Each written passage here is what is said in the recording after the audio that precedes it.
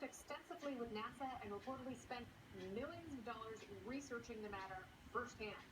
So if what Bigelow says is true, how long will it take him to realize that Andy Levy is in fact an alien among us? The party panel is back. Jacob McDowell, Andy Levy, and John Tierney.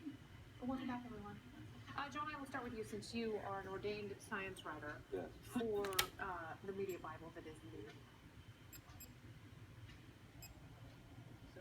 But I'm mad at 60 Minutes for not getting more data out of them. I'm wondering where they're living. Are they renting this guy's apartments? Do you know? What has he seen? And what evidence has he seen? Well, how do they spend their days? I wonder. Like, do they shapeshift? Do they become humanoids? Well, we know they do abductions in the anal probes, but what do they do for fun? That's what I'm wondering. So, do they watch E.T.? Answer your own question. Watching E.T.? No, they do, but they watch the unedited version where the cops still have guns when they chase the kids at the end of the movie. You know, Spielberg edited that out. You know that, Andy. Of course I know that, as an alien. Yeah, are you a skeptic on the subject? Because I embrace everything he says. I agree with him completely. The science is settled on this. Aliens have been here for forever. You're not going to, you're going to, you get your fake news from the failing New York Times over here trying to pretend that this is a crazy person or whatever.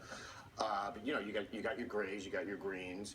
Don't even get me started on the lizard people. That's a whole different ball of wax. But what about the skulls, like the elongated skulls they found in South America? What about those skulls? I don't know, man. Yeah, the crystal skulls. I'm hoping the Shia LaBeouf exactly gets to the bottom of it. Look, I don't care. I honestly don't care what this guy believes. He's making amazing stuff for NASA. Yes. He basically inflatable rooms on the space station. That he basically he built these like budget motels and stuff like that, and he's taking the same concept and translating it into space. And by all accounts, it's a pretty cool concept. So he can believe whatever the hell he wants. He's helping us get off this godforsaken planet, and that's all that matters. I'm just busy wondering what Andy looks like underneath his suit of human skin. Oddly enough, he looks like Kathy Griffin. Oh my Which God. is why he rented this meat sack from a haberdasher in Times Square. But speaking of that, like, why would we be afraid of aliens among us? Because you go to any bar in Hollywood, and it is like a scene from it's like the Star Wars bar. The cantina. Yeah,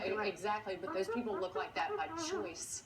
They do. They ask their doctors to make them look like that. Oh, and then the chicken, some of the the chicken silicone plant. that Robert Bigelow. So The chicken plants. definitely applied to the International Space Station. Oh yeah, I know. Love you. Can't drink out. Sausage.